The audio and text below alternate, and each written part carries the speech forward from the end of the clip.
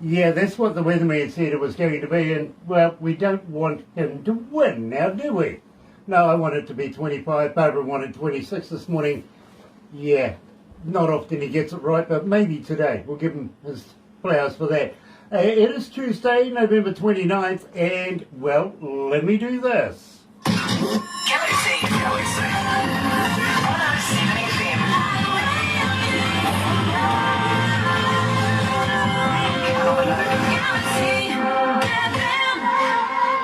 That's right, you're right here at Galaxy 107 FM, and so very, very happy to have you on board, literally.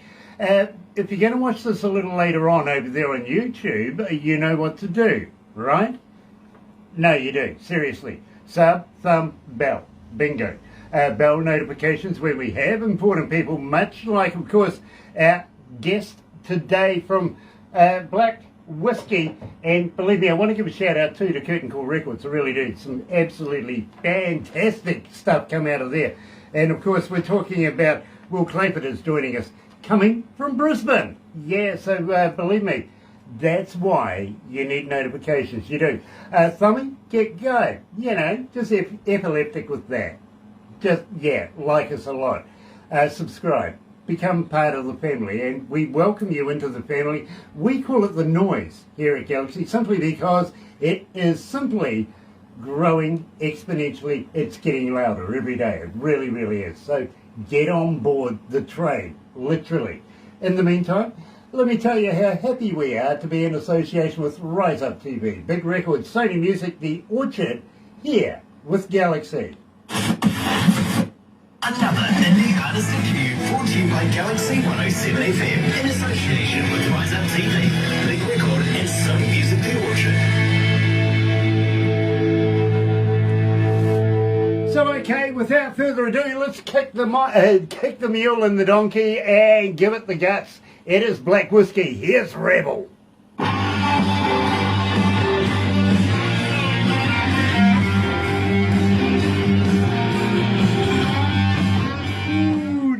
Dear. Dallas Moore and Dan Washburn. Dan Washburn, nice to have you back, Dan. It really, really is. By the way, got the revised version of the Christmas track too. We've entered it into the Christmas tracks. Thank you very much. Also, thanks to Steve Ballore as well. Franco is back. Nice to have you back, Franco. It really, really is. And Korodawi. Kia ora, Koro. Nice to have you back, my friend. It really, really is. Also, Terry Van Cannon. Terry Van Cannon is absolutely a gem when it comes to slide steel, coming out of North Carolina. He's a master at it. He really is. And today we're talking to Will Clayfield, coming out of Brisbane. And believe me, it's not often that we talk to an Australian. It really isn't. But there's been a few of them just lately. It's fantastic that we're getting across the ditch. It really is. Well, welcome to Galaxy. Thank you for having me. Glad to be here. Oh, mate, it really is a pleasure. It really is, because I'm loving the sound. I'm loving the feel of the band. Yeah, we've tried to sort of capture, or maybe not catch is the word, but just keep the old pub rock vibe that AC/DC and those type of Rose Tattoo kept going with in their early days, and we just want to try to keep it simple, meat and potatoes rock and roll that everyone can enjoy, get up and have a bit of a groove to, and at the end of the day have a bit of fun. Nice. Well, I was talking about members of AC/DC with you earlier prior to doing this. Do you remember Dave Evans? I do. He's a good friend of ours. Yeah? Yeah, he's wanting to come down under and catch up and possibly get some stage time, you know what I mean? So, well, that'll be all right, yeah, to get Dave back in this neck of the woods. Yeah, believe me. He's, where is he at the moment? Morocco or somewhere like that? Argentina. Mexico, Yeah. He spends a lot of time in Europe, from what I hear. He's pretty popular South around America. tracks and that. Yeah, South Africa, he likes those areas as well. South Somewhere hot. Somewhere hot. Yeah, especially with girls with lots of little bits of nothing on. I'm sure of it.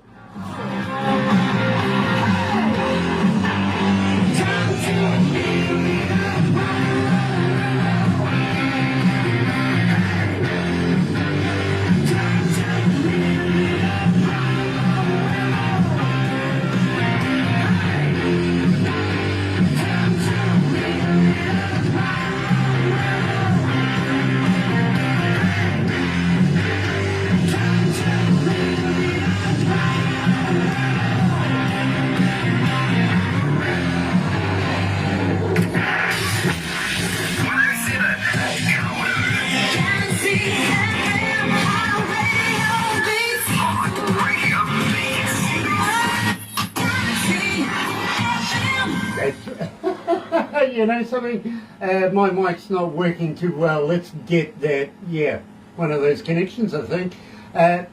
Nice to have everybody along, and believe me, today I'm talking to Will from the band, of course, Black Whiskey, and coming out of Brisbane now. Will, welcome to Galaxy. Thank you for having me. It is an absolute pleasure. Now, Will, let's kick it right in the chop straight away. Black Whiskey, where did the name come from? It's something that Alan came up with, our singer. He had a line-up a little while ago, a couple of years ago now, and I guess the whole thing sort of stemmed from what was like a bottle, like a label, like a bottle, like a Jack Danielsy type. He just thought that'd make a pretty cool logo, and he sort of worked with that and came up with AIM Black Whiskey. So there's been a few incarnations of the way the labels looked over the years and the way the font's been, but we've stuck with the name, and it seems to stick in people's memories, which is a good thing. Well, I got to be honest with you, I don't know about you, but number 7 is my favourite drop. Let's go. We might have something in common there. We might. Kerry Herrick's joining us. Nice to have you on board, Kerry. It really, really is. And Merry Christmas, Happy New Year to everybody that's watching right now. If I don't catch up with you before the festives, please stay safe. Drink, fight nice, don't drive. Literally, take a cab or an Uber. Literally, try an Uber. Now, we started off, and let's run down this. The band consists of Alan Goodluck, he's on vocals, Dan Coates guitars, we're talking to Will Clayfield right now, he's on bass, and Mark Gronfers on drums. Now, how did you guys get together? Good question, actually. I was in Black Whiskey a few years ago, prior to 2018. And we did a few shows and that sort of thing, but then I'd moved a considerable distance from where the band was rehearsing, and it was just taking up so much time with the commute backwards and forward. I lived at Bribie, which is quite a few hours from Kenmore, which is over on the southwest side of Brisbane, and I just said, look guys, I've got to step back and just give it a miss for a bit, and I did that for a couple of years. I was in another local band in Bribie.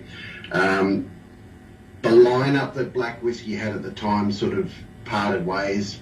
I left the band that I was in at Bribie, and I got a call from Alan like about 24 hours later, and I was like, oh, okay, what's happening?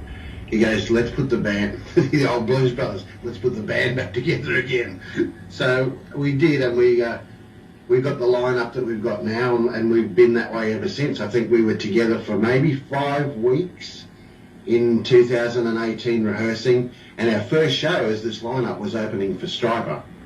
So we sort of jumped in the deep end, and we seem to be able to swim pretty well. Absolutely, and believe me, I'm going to talk to you about your production and who's doing all your recordings and everything first. Yeah. But I want to give a shout out, especially to Gigi from Curtain Call Records. You guys do such a great job. It is such a pleasure to be able to work with you guys. It really is. And of course, only the best gets played here at Galaxy.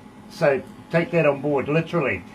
Having said that, you're an Australian band, but you have an American label. You didn't want anything Australian? Well, to be quite honest, we shopped our EP and that around a bit, and like a lot of young, well not even young bands, but a lot of up-and-coming bands find that a lot of the labels and that don't seem to want to take a punt on new music as much as they used to, say, several years ago. The industry's changed so much with streaming and internet and downloads, and physical copies unfortunately seem to be a bit of a thing of the past. I love to go and buy an album. If I could buy a vinyl like every day, I would go and buy a record. But CD's the next option. But when we went on online and looked at a few labels, there was a label from France that was interested, but at the time they only wanted to do an album deal, and we only had an EP cut. So we thought, well, we'll see what they think of when the album comes out.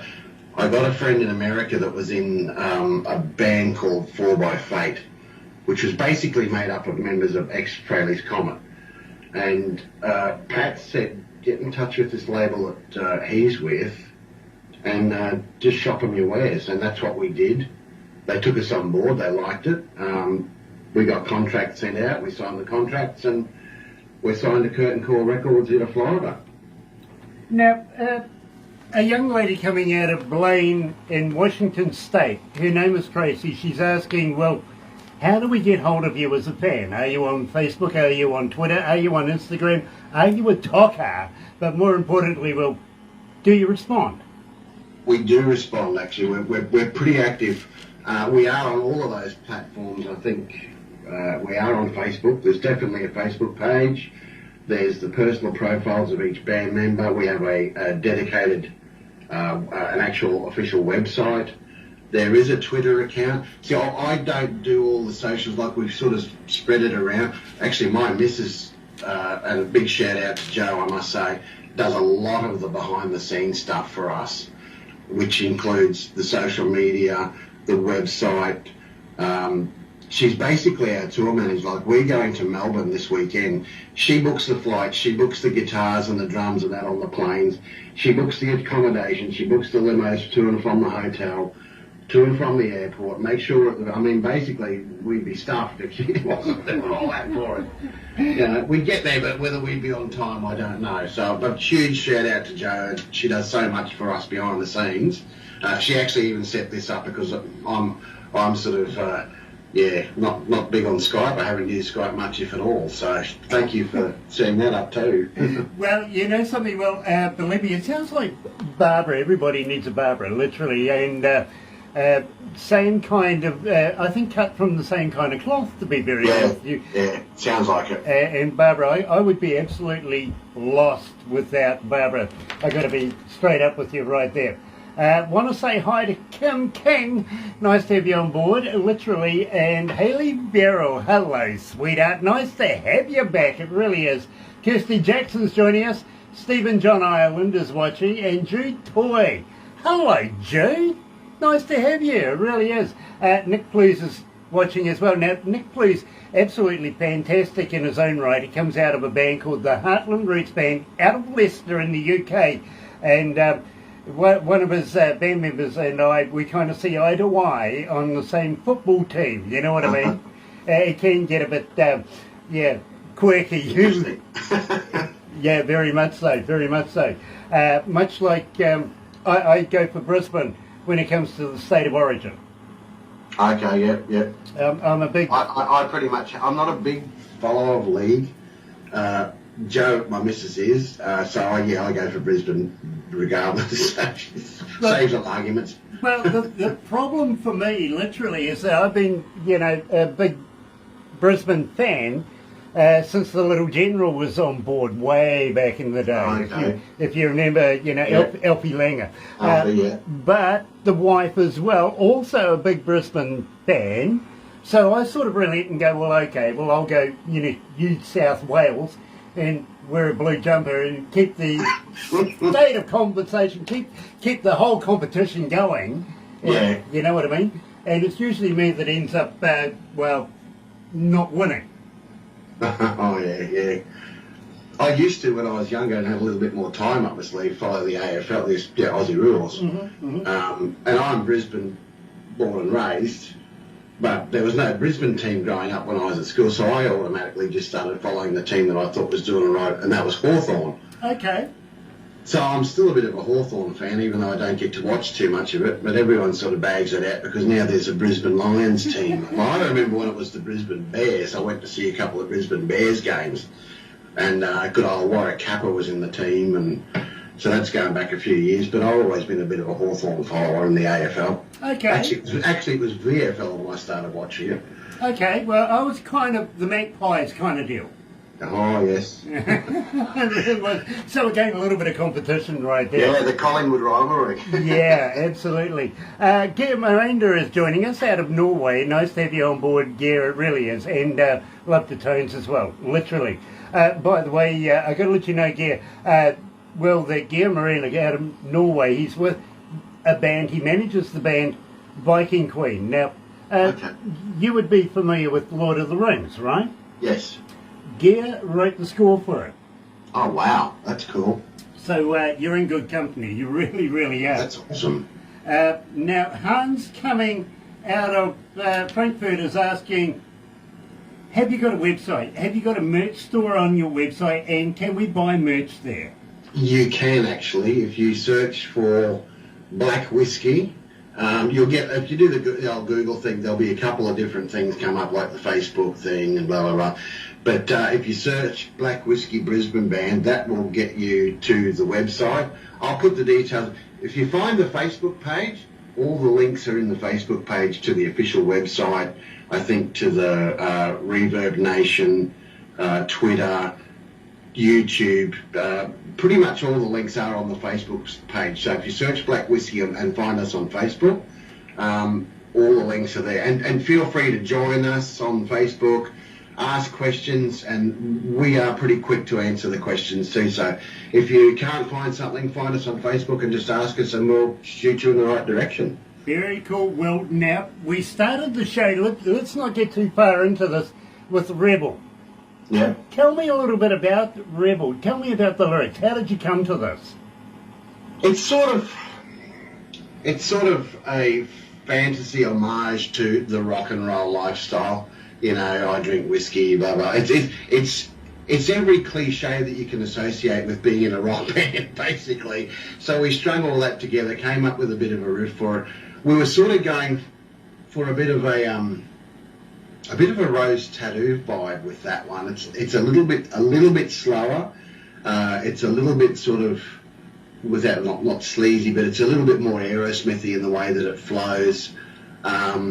And I actually said to Alan, I actually could picture Andrew Anderson singing that song, which I was, pretty cool about. But yeah, it's just an homage to sort of the cliched rock and roll lifestyle that everyone sort of thinks that's how it is, and 9 times out of 10, that's how it isn't. Well, I got to be honest with you. I play you in my car. I think it's music to drive fast to be honest with you. And I do love to drive fast as well. Even though Barbara says I'm a grandpa driver.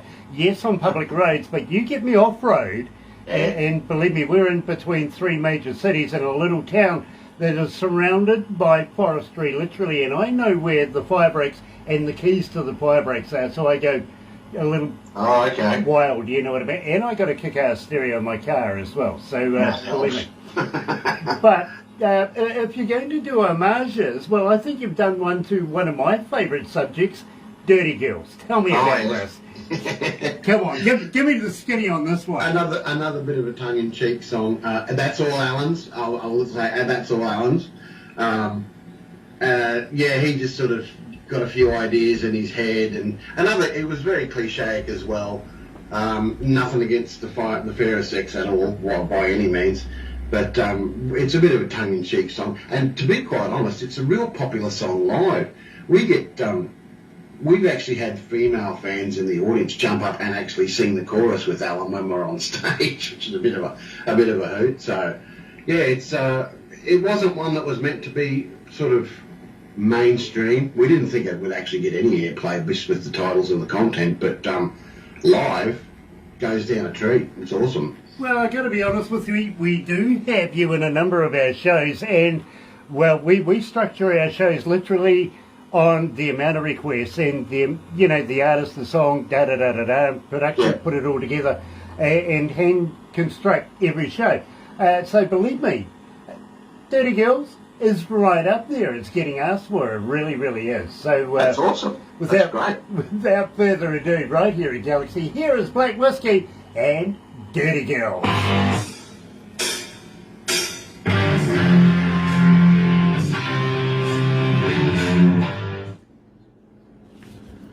Believe me, it's my kind of music. Yeah.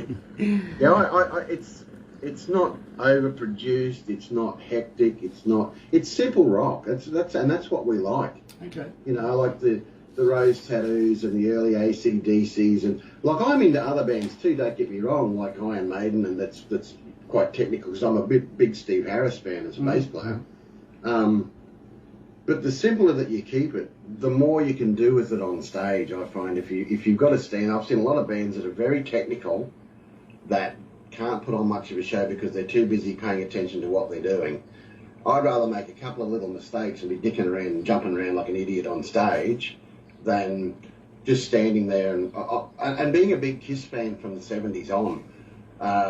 it was a visual experience and not just an audio experience. So that stuck with me like right through my involvement with music. Is you're there with the set. You want to be able to see something as well as hear it. So that's sort of. I mean, we don't get all flashy and glammy on stage and that sort of thing, but we try not to do sort of the old faded jeans, sneakers, and a tank top type thing. So you're not wearing the 2-inch heel boots anymore? No, that went away in '86. Yeah, actually, I think Gary Glitter killed that one way back in the. But my first big band in Brisbane was in 1985, and it was called Vice. Okay. And again, we were 6 weeks into rehearsals before we actually went on tour. Okay. And we went to a place, and you made another. We were in Sydney, and we played at the Coogee Bay Hotel. The venue is called Salinas. Yep. And we had 1,000 people turn up for our first Easter show in '85. Is it still going? Salinas? No, unfortunately, sadly, and it was an awesome venue. Yeah. It's only just gone in the last 6 months from memory. Really? Yes, because I was actually looking into it, because if it was still open, I wanted to go back. Yeah. Because we've been to Sydney a couple of times now, and we've played the Frankie's, the Bridge Hotel. Mm-hmm. We played a gig in Wollongong. We played Newcastle. That was an experience. We've played at a place called The Factory in Sydney. But we want to get over to New Zealand. Yes, you do. Because I actually started looking into that before COVID hit, and there was a couple of places like there was the Ding Dong Lounge and a few other little venues around North and South Islands. I thought, it's not that far to go, and if they want us, we'll come. So it's finding these things. You've got to find out, is there a market for us? That's what we're investigating. Apparently there is in Japan, so we're already looking into that, organising a week's tour of Japan. Well, I'm going to cut you off there, because Sure. we're just going to go back on the air. Okay, my bro? Yep.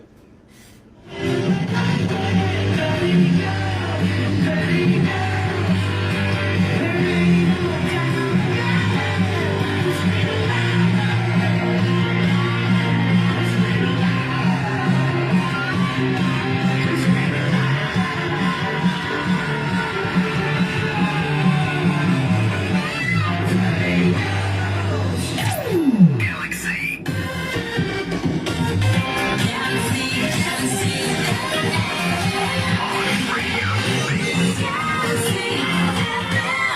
You know, well, it's strange that we're talking a little bit about touring, because Anita from Santa Monica is saying, have you considered coming to the United States, coming to Canada and places like that to do a tour over there? We have all of those sort of opportunities have crossed our mind. It's not only the logistical side of it, but it's the cost.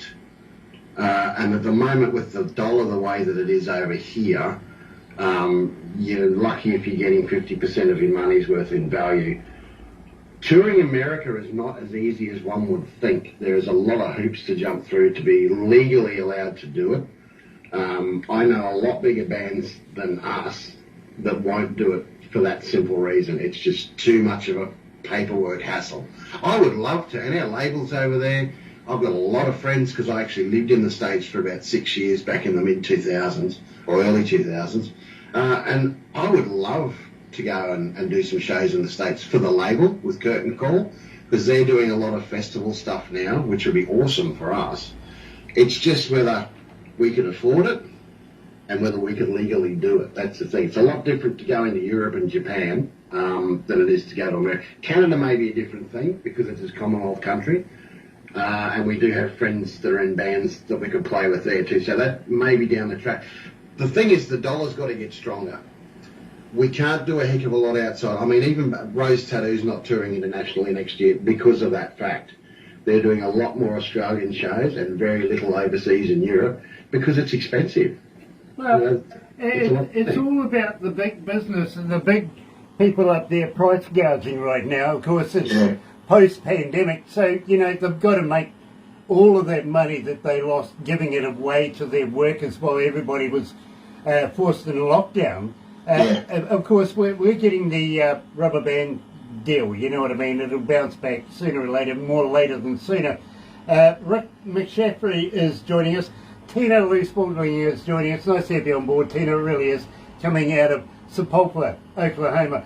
Alice Walker is joining us as well. Nice to have you on board. Alice is out of the band Southern Outlaws, and absolutely a brilliant band in its own right. Also does a lot of work for Rise Up TV, Big Records, and Sony Music in Canada as well. So nice to have him on board. Hello to everyone. Stained Glasses watching us as well.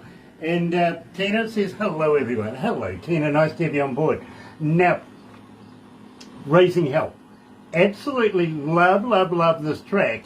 I want to know everything about it because believe me, I like the quality of this. Where did you get it recorded? We actually recorded the stems to that song in our own studio. We've got a self-purposely built studio that we rehearse and record in, which means a good thing and a bad thing. A good thing is that we're free to go in and record whenever we can, where, you know, there's no time or money constraints on it.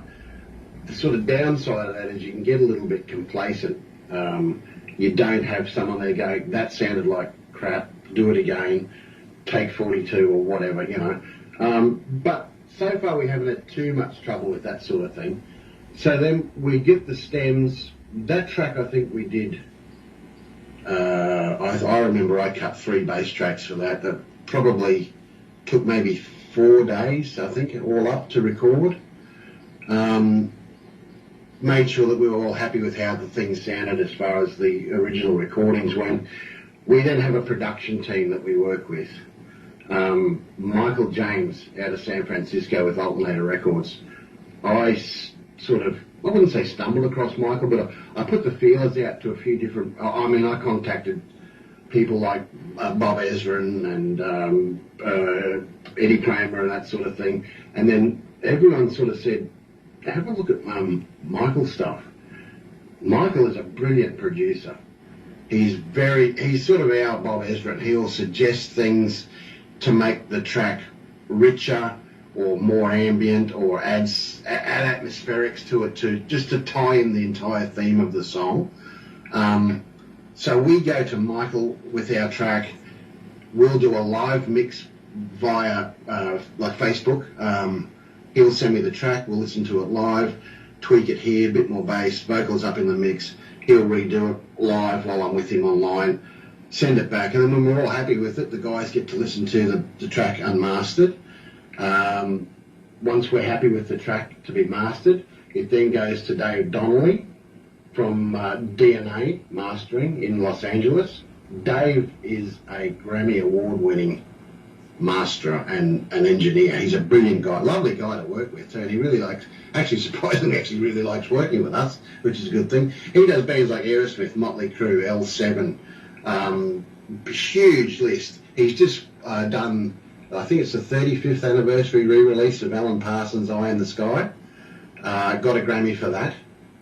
He's one of the coordinators of the Grammy show. Great team that we've got, really easy going, and he'll have that mastered and back to us in 24 hours. And then it goes out to curtain call, and then we'll organise a release for it. So, you know, that's absolutely fantastic. I love the whole process of that. I really, really do. Got to let you know, a friend of ours is also a Grammy selector. His name is Thornell Jones Jr. You never know, they might know each other. they probably do. Yeah. I'd say it's a very sort of, it's like a few of the producers that I've mentioned, Michael knows. And just a funny side story to that. We got another track recorded, and we thought, this is before we went back to Michael to do the entire album. And the band as a collective, we sent a track off to Kevin Shirley, who everyone knows is he's a producer for Joe Bonamassa, Jimmy Barnes, he's Iron Maiden's man. So he had 3 tracks at it. We weren't happy with it, and I sacked him as a producer. And we went back to Michael, and we've been happy ever since. I'd stay unless something unforeseen happens. We'll stick with the same production team that we've had so much success with. Ricky Ray Heinzman is joining us as well. Music that I call literally, music to drive fast to. Here is Black Whiskey and Raising Hell.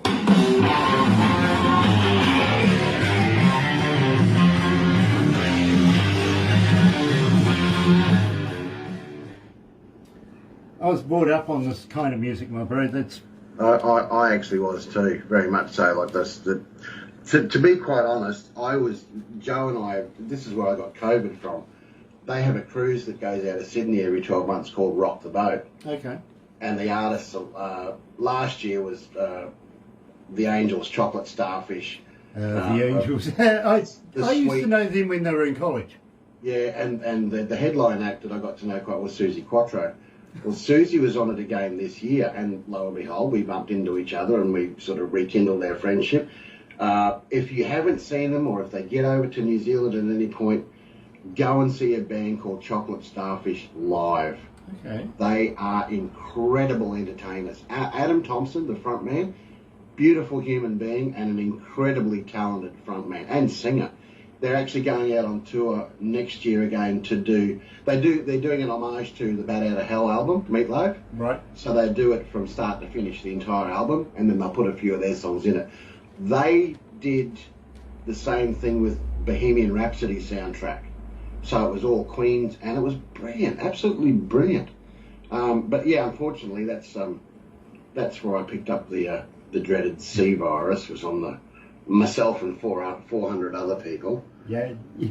Believe me, it's a good place to catch one. Would be on a bloody cruise, that's for sure. And we took so much, all the precautions, all the masks, all the gloves, disinfected from roof to freaking floor. I said to the missus, it only takes that one time where we don't get in a lift and use a set of stairs and you grab the handrail and you're done. Yep. You just don't know, Exactly. I know exactly what you're saying. But I ask everybody this question. So, you're not a vegan, are you? No, You're not. You're a meatologist like me? that's correct. Right. Because, have you ever tried a vegan sausage? I've tried what they call faking. Was it made of real vegans? I couldn't tell you that, but if that's what they taste like, then I would have to say yes. Okay. It tasted like cardboard dipped in vinegar. Well, believe me, bro, I was upset when I found out that, Girl Guide biscuits aren't made of Girl Guides, right? No, this is true. And of course, John... And you know the story about Chinese takeaway? Yeah, It's not made of real Chinese either. Hey, listen, my grandmother loves cream of some young guy. I have a gay friend that does too. I bet. But again, I mean, Johnson & Johnson refused to return my emails. Now, I want to know how many babies goes into a bottle. Yeah, that's right. I don't know. I don't have to go by weight. Well, I think 3 fat ones reduced down.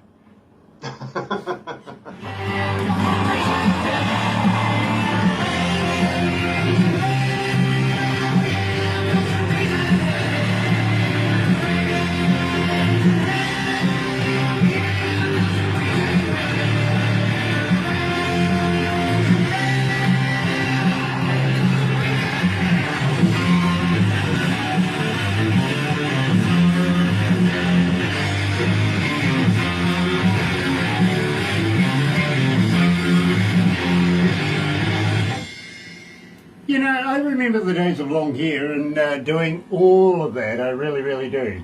Let's get this in.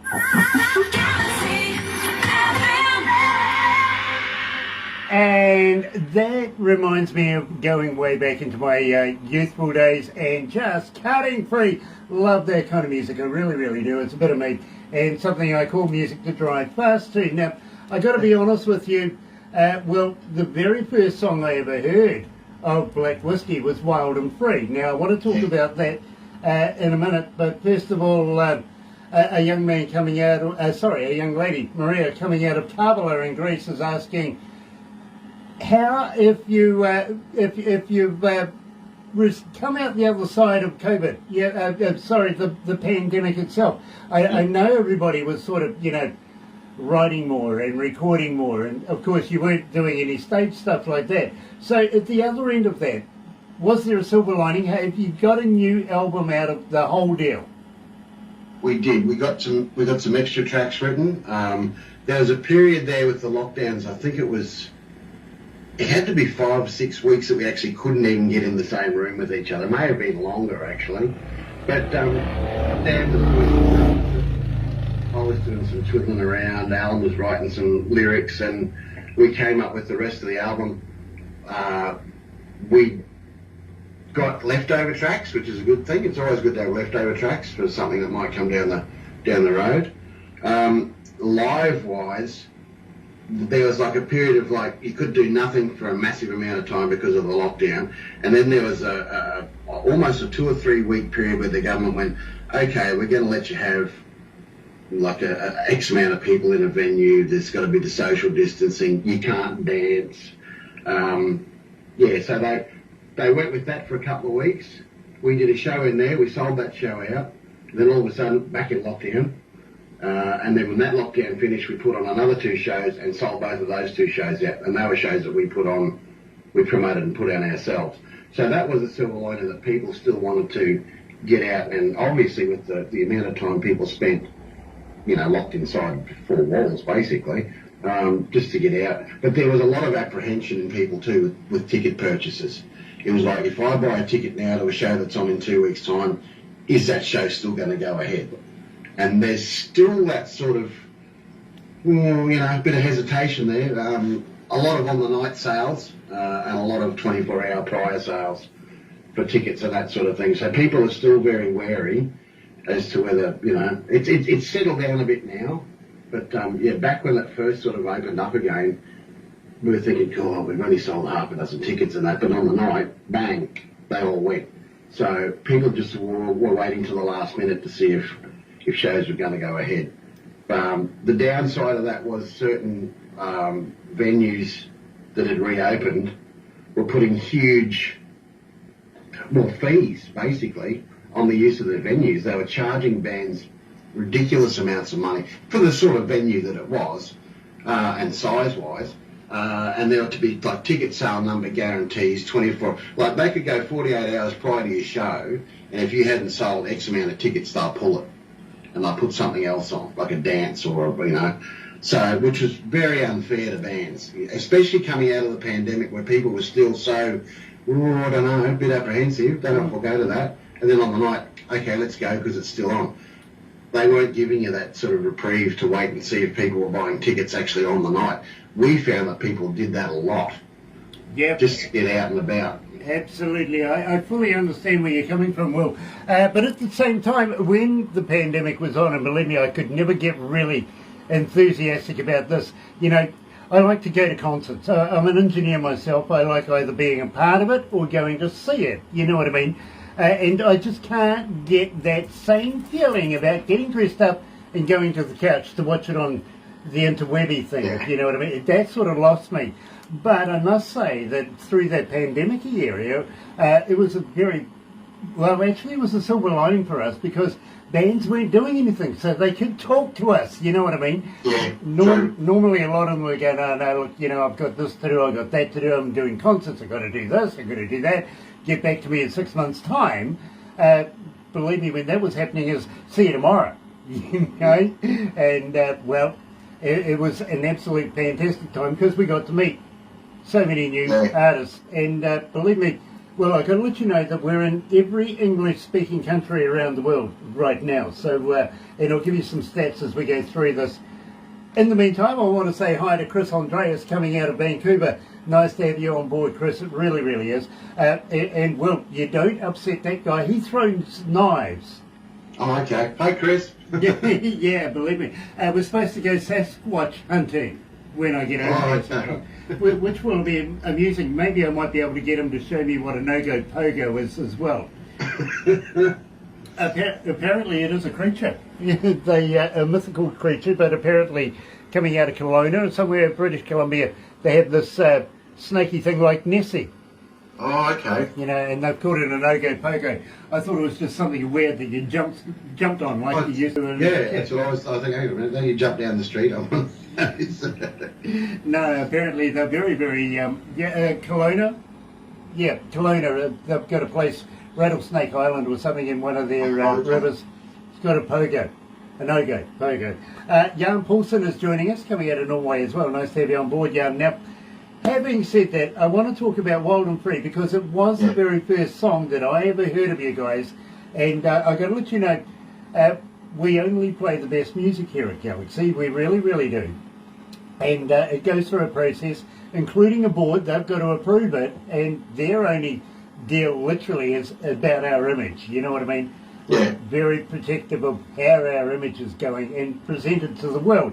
And then Barbara takes it to production. They sort of work out, because we only have a certain amount of time in a week to be able to do these things. Then it comes to me, and believe me, Barbara gives it to me on a little USB device that I play in my car. Now, there's reasons for this. In fact, two reasons. First reason is I can get in my car and go driving, listen to the music, and nobody else can influence me on whether or not I want to do the interview. Right? Sure. The second reason is, and this is God's honest too, nobody else wants to drive with me. It is very, very true. So, when I heard this track, and believe me, I was going through a nice little off-roady deal at the time, and pulled up very picturesque. It really, really is. Nice little gully that you can look down through. And I turned this up, had a listen to it, and thought, you know, I'm liking this, I want to hear it again. So I cracked the cold one, turned up the volume, and listened to Wild and Free. Tell me, what made me do that? Why would I do that? Wild and Free has become what I sort of term as our lightning in a bottle song. Whether we'll have... That was our first single that we worked with Michael and Dave as a production team. The song sort of blossomed from a pretty good song to making a few changes here and there, adding a few little nuances with tambourines. I went back and listened to songs to me that made an impact on my youth, and Rock and Roll All Night was one of them. Hence I put the walking bass line into the chorus, which made a huge difference. And there's the subtle sounds of tambourine in the chorus, which Aerosmith did a lot of.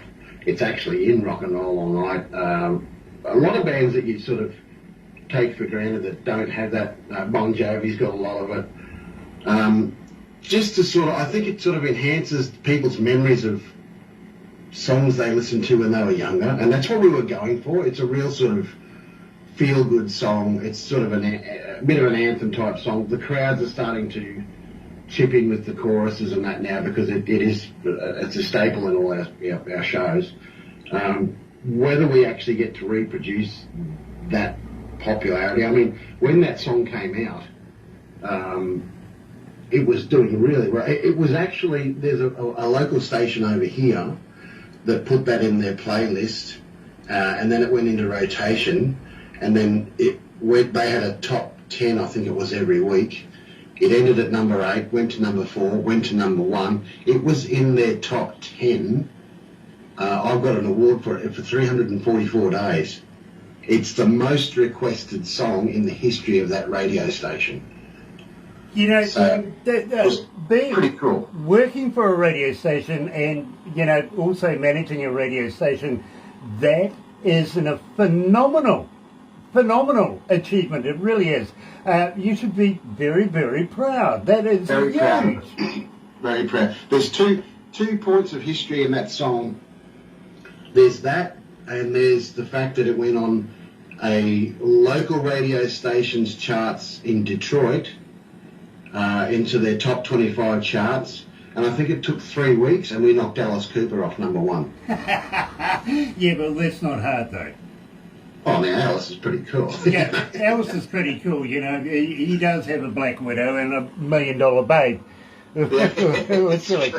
In fact, we know Calico very, very well. Alice is, Beasto. yeah, literally. So believe me, and I did ask her once too, you know, are you the $1 million babe? She just smiled and says, you figure it out. You know what I mean? But in the meantime, back to the music here is, well, you know, something that I find absolutely fascinating. I love this track, Wild and Free. Here's Black Whiskey.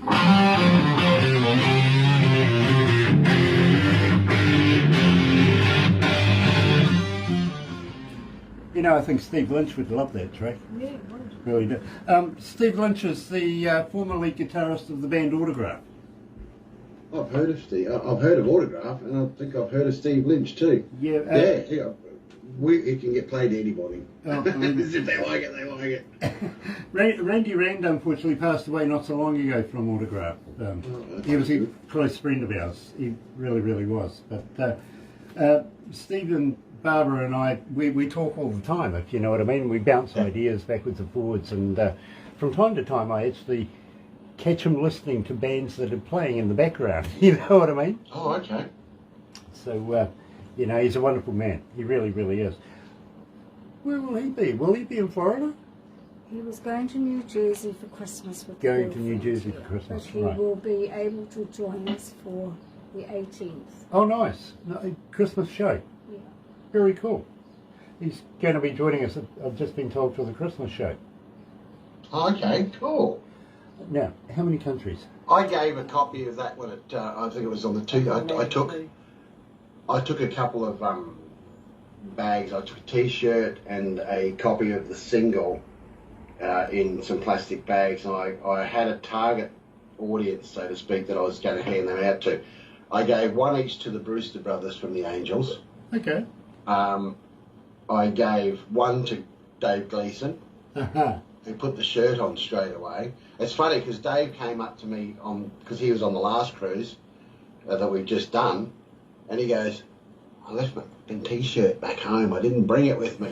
I said, "I'll remember that, Dave. I'm not going to wear my Angel shirt tonight." So, but he likes it, and he's got the same sort of thing. Like we submit for supports for Screaming Jets, Rose Tattoo, you name it. We'll put in for it. The Angels, blah blah blah.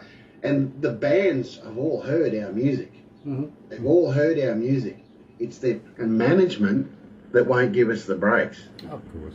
It's usually that way, my They brother. seem to go with, I call it their legacy stable. Mm.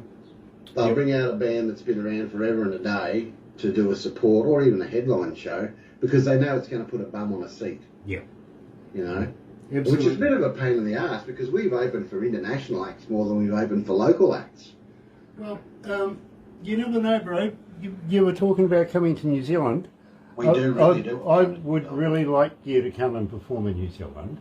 I really would. But at the same time, I might have a double header for you. Have you ever thought of going to Papua New Guinea? Actually, my Mrs. Joe's mentioned that. Yeah, well, She's mentioned it because she's got a few friends up there.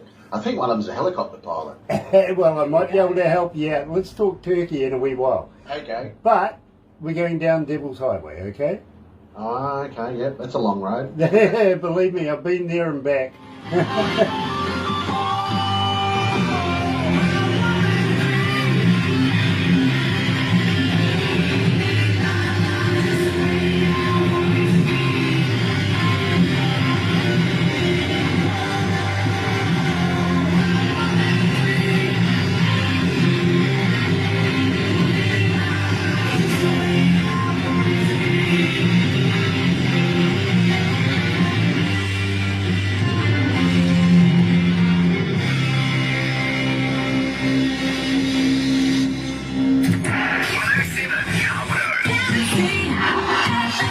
That's right, you're right here at Galaxy 107 FM. Georgie Freddy, one of my favourite dirty lovers, is joining us. Nice to have you on board, Georgie. It really is. Now, I got to be honest with you, this particular track, Down Devil's Highway, is being played more and more and more and more and more through my breakfast show. I'm finding that I can't get away from it, and believe me, the breakfast show primarily is made up from requests from people on artists and particular tracks. You know what I mean? Production and I get together mainly about 2 o'clock in the morning to be able to put this together so it's ready for 6 o'clock, and it goes all the way through until 10. So it's a very involved process. Now, lots and lots and lots of requests are coming in right now for Down Devil's Highway. So I think it would be remiss of me if I didn't say, give me the skinny, tell me all about this track. That's our newest one for a start. We just sort of put our heads together and sort of came up with scenarios like My idea was you're in a big American open top, flying down an old dirt road, sitting in the back, guys playing guitars, and it's just carefree, and then all of a sudden it's just the whole thing changes, and it's like, you know, you're on the way to the devil's house and all that sort of thing. And it's got no religious connotations whatsoever. It's just purely, you know, a fantasy type thing. But yeah, it was just like jumping in the car and going bat out of hell. And you know, as everyone says, sooner or later you're going to be on Devil's Highway if something goes wrong, or you know, you take the wrong turn. But and it just stemmed from that, and we sort of wanted to give it a bit of an AC/DC / Angelsy type vibe, just to be sort of reminiscent of old songs and that sort of thing. But at the same time, it's our music. So fun song to play, and it's wonderful to hear that people are actually getting behind it, you know. And to be quite honest, and I'll say now, we thank you guys for getting behind and supporting our music, because everyone in the industry knows it is so hard these days to get support and get constant support. That's the thing. You know, we've had a lot of stuff in the past where it's gone, oh, you know, we're going to put you on this big U-Butte FM station in LA. It gets a play. It's gone for the next day. So to have the consistent support like yourself and that sort of thing, it's wonderful to have, and we really appreciate it. Well, let me tell you, 1,700, I'm talking 1,759 requests since we've been playing it, and it is growing exponentially every day. It really is. Wow. So I got to congratulate you there, I really do. Also, at the same time, a lot of people are saying to me they tune in on particular shows, literally, to be able to hear particular bands. And believe me, you're in a number of our shows, literally on a Saturday night as well, and on a Monday night, and including my breakfast show. So you're getting a lot of airplay here with That's fantastic. Thank you so much. And thank you to the people that are getting behind our songs, and it looks like we're doing something right, because they seem to be enjoying it, so there's more to come. Absolutely. So I'm going to ask you about that right after this. But first of all, here, of course, is Black Whiskey and Down Devil's Highway.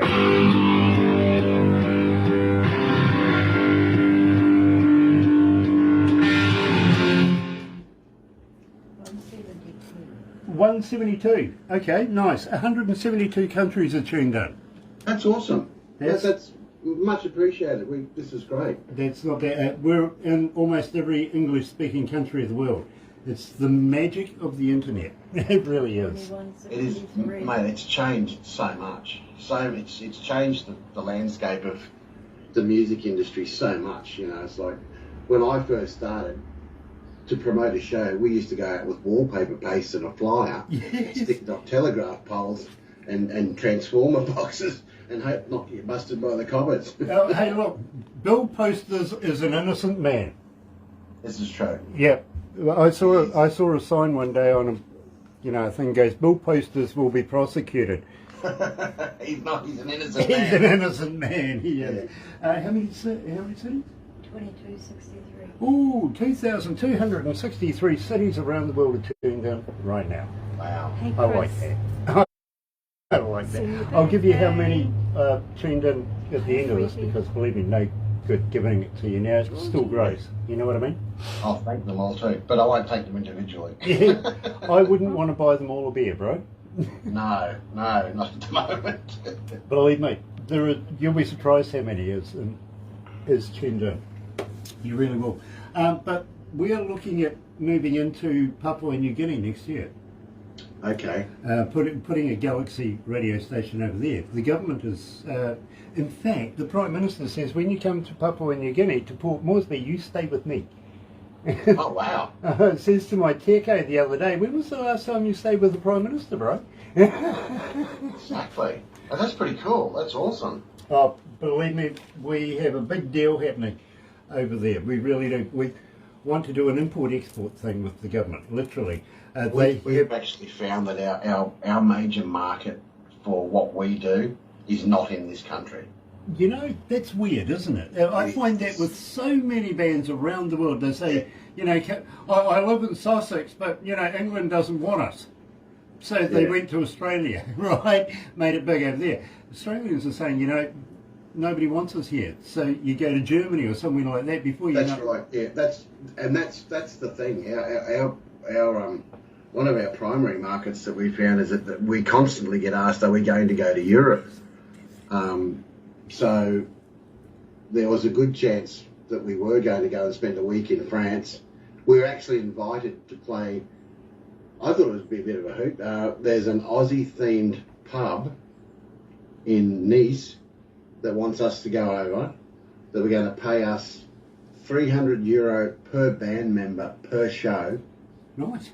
provide food and accommodation for a week's worth of gigs. Nice. All nice. we had to do was get there. So, yeah, we might be going to France and Okay. checking that out at some point. I'm going to have to butt in right there, but we're going to round it up right now. Yep, cool. But thank you, Will. It has been a pleasure That's meeting you, fine, sir. you know.